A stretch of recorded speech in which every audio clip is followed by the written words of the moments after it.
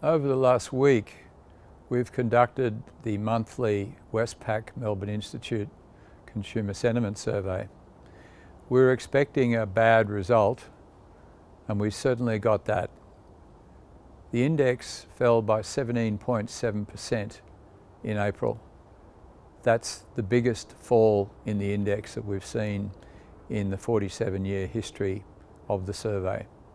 It's down to a level of 75.6, which is still above the low that we saw in the early 90s recession of around 65. But in that recession, it took nearly 2 years of deterioration to reach that point. And yet we've seen the deterioration in 1 month, falling from a 92 level last month to a 75.6 level today. All of the components in the index, of course, were very weak, but they were highlighted by a 31% record fall in the economic outlook over the next 12 months. The level of that index is still above that early 1990s deep recession level, but once again, the pace of the deterioration is what is quite important here. A more encouraging result was that the 5-year outlook for the economy only fell by 3.8%.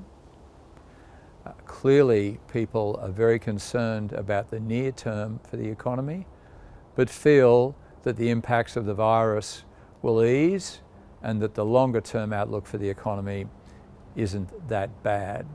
Indeed, the level of that 5-year outlook is above the levels that we saw on average only about 5 years ago. Another stunning result was a 32% fall in the question, is now a good time to buy a major household item?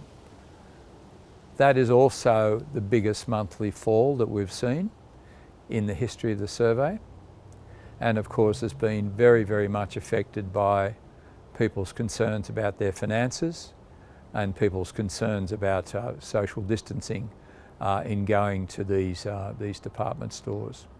So the outlook for that particular sector is particularly concerning. Consistent with the view that the respondents are looking through the short-term outlook, we only saw an 8% deterioration in how people feel about their jobs over the next 12 months.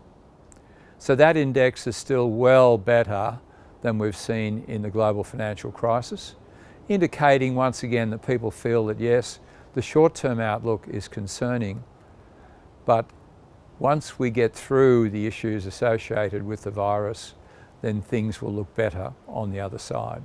The results of the survey that really surprised me the most were around the housing market. Bear in mind that consumer confidence, jobs and spending were always going to be very badly affected by the shutdowns and the concerns around the virus. But the question around housing was more difficult to discern. This survey has really sent a very clear message around that. We saw a 26% fall in the question, is now a good time to buy a dwelling? That also is the biggest monthly fall that we've seen in the history of the survey that goes back to the 1970s. The weakness in that question was surprisingly very evenly distributed across all the major states. Even more surprisingly was a 51% fall in people's outlook for house prices. That is by far the biggest fall we've seen. In fact, it is 4 times the biggest fall we've seen since we've been conducting this survey since 2009. And the weakness, once again, was fairly evenly spread across all the states. We asked a number of special questions in the survey around people's work practices. We found that 34% of respondents are working from home, and in some industries such as finance, communications and government, more than 50% of respondents are working from home.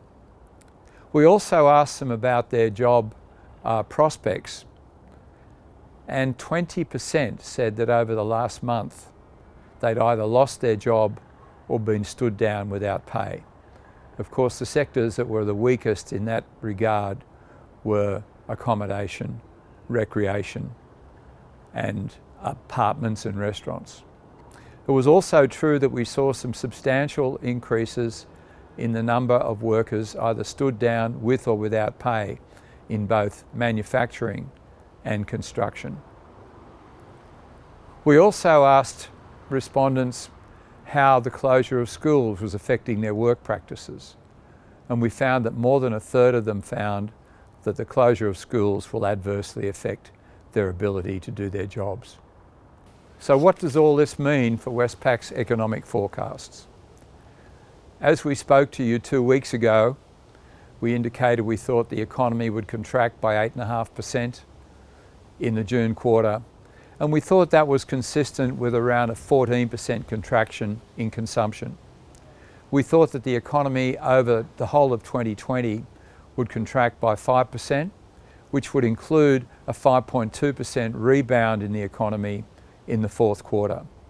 I was interested to see that the IMF released their forecast today and had a 6.7% contraction in the Australian economy. We feel comfortable with our forecast of around a 5% contraction this year. Next year we're expecting a 4% lift in the economy, IMF expecting around a 6% lift. So the IMF is looking for a deeper hole but a faster recovery. Some of the aspects of the survey that give me some comfort that our numbers are going to be more likely than the IMF numbers are people's outlook for the medium term for the economy, people's feelings about their jobs over a 12-month period, which were nowhere near as weak as we saw in terms of the very, very short-term responses. So we feel comfortable that our forecast for GDP growth and unemployment, which we expect to reach 9% at the end of June. Interesting that the government released a forecast yesterday of a 10% peak, so not too far from the Westpac forecast, which we gave you more than 2 weeks ago. We also feel comfortable that the unemployment rate down to 7% by the end of the year is reasonable, and then to be ranging between 6 and 7% next year. But bear in mind that that unemployment rate is well above the full employment level that we expect for the economy of around 4.5%. So the economy will exist for a long period with spare capacity in the labour market, and that of course is going to mean some difficult times for lifting of wages and some very difficult times for the achievement of the Reserve Bank's 2 to 3% inflation target. Thank you.